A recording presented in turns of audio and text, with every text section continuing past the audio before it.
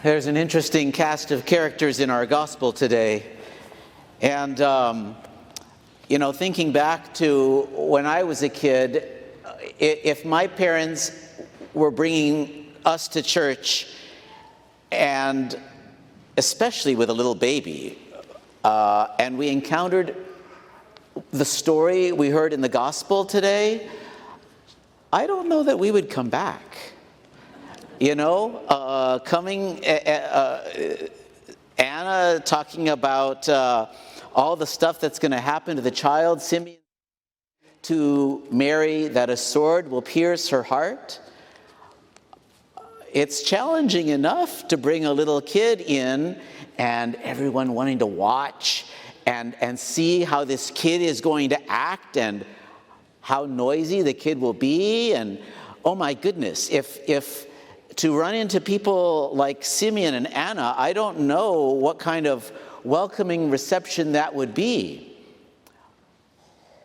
But we celebrate today not just the feast of any family, but the feast of the Holy Family.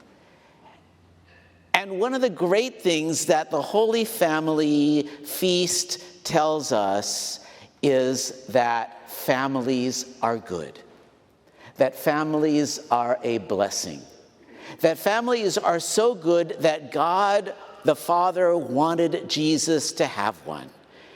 And that's a great thing to celebrate, especially this time of year with Christmas and everything else. And so, the first reading that we heard today from the book of the prophet Sirach, which talks about all the blessings for fathers and all the blessings for mothers. God wanted those things for Joseph and for Mary, just like he wants them for all parents. And we celebrate that goodness today of all families, and in a special way of the Holy Family. But, as we zoom in on the Holy Family and we take a good look, we remember not just to focus on the baby Jesus, but also to remember that he had parents, to remember Mary, to remember Joseph. As wonderful as that scene is, and I'm looking at this beautiful nativity set that you have set up right here, as beautiful as this image is to remind us of the beautiful scene in Bethlehem, we are invited not to stay there. Our feast today is calling us not to linger too long at that crib, at the manger, not to stay in Bethlehem, but to zoom back out just a little bit. Because our readings today remind us that yes, Mary and Joseph with their baby Jesus formed that basic unit of the family, the Holy Family there in Nazareth, but there's more to the story than that. Our readings today invite us to remember that Mary and Joseph were more than just the foundational unit for Jesus. They were more than just the parents of Jesus, that they are a blessing for each one of us as well, that Mary and Joseph are, in a certain special way, our spiritual parents, that they love us, that they teach us by their example, that they are constantly looking out for us and praying for us. But that even more than that, that the family that we are called to have is even broader, is even bigger. Because, and we see this in a special way today in our second reading, our families are not always just people like Mary and Joseph. As blessed as we are, each one of us with our own families, and today we're reminded again and again that family is a gift. Our families are not always like the Holy Family. So I want to read you again just this tiny little piece from the second reading, where St. Paul reminds us. He says, "Put on, as God's chosen ones, holy and beloved, heartfelt compassion, kindness, humility, gentleness, and patience, bearing with one another and forgiving one another." Because St. Paul knows that as holy as our families might be, sometimes there's misunderstandings. Sometimes, families know which buttons to push. And we need to bear with one another. We need to forgive one another. And it's by doing those things that our families become even more of a holy family. Because not all of us have a holy family dropped down to us from the sky. Sometimes our families are holy in progress.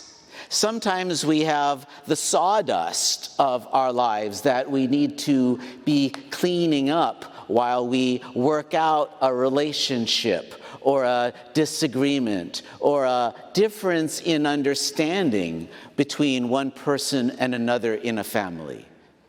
So we are called to bear with one another. We are called to forgive one another. And that's not only in our blood family, that's also in our family of the church. Because this thing about family that we know, every single one of us, as great as our family may be or as dysfunctional as our family might be, is that once you're in a family, you don't get to opt out. The family you get is the family you get. And it's true of the family we're born into by blood, and it's true of the family that we're born into by baptism, which is the church. We, in our family of the church, have people who are wonderful, holy people like Simeon and Anna, who are in the temple of God, praying all the time. And in our family of God, we also have people that we need to bear with and forgive, even in the church. We are called to be brothers and sisters and to be that work in progress of being a holy family. Because sometimes we've already got it made, we're done, we're ready to go, and other times we're not. And so maybe we have to bear with and forgive somebody else, and maybe they need to bear with and forgive us. There's a lot of give and take. But especially today, as we celebrate within this season of Christmas, this season of gifts, we celebrate what a gift God gives us to have our family of blood and to have our family of baptism. For whatever reason, it's not a gift we get to exchange. For whatever reason, it's not a gift we get to return, whether we think it's the right color or size or not.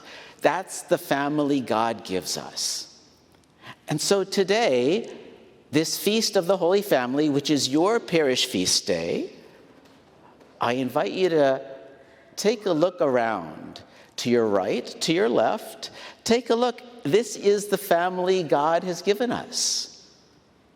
And some people sitting here, you're going to rejoice at and give thanks to God for, because they're constantly in the temple day and night, like Simeon and Anna, praying for all of us together. Some of them you're going to bear with and forgive. And some of them are going to bear with and forgive you and me. Because the homily is going long, because whatever reason. But we celebrate today. We celebrate your feast day. We celebrate God's gift to us of family. And we ask in a special way today for the prayers of our Holy Family in heaven, of Mary and Joseph and the child Jesus, to watch out for us. As we give thanks for the year we're concluding, as we look ahead to the year coming up, we know we rely on their intercession, on Mary and Joseph in heaven, looking out for us, that we may continue to be a holy family that maybe we're not quite there yet, maybe we're still a work in progress, but that we will continue to bear with one another. We continue to forgive one another. We continue to celebrate the successes and the joys and accomplishments of those fellow members of our family who are with us. And we continue to work together for all those areas in which we need to continue to improve. Either way, we are a holy family. And we look to our Holy Family in heaven for the strength we need to continue to be that family here on earth.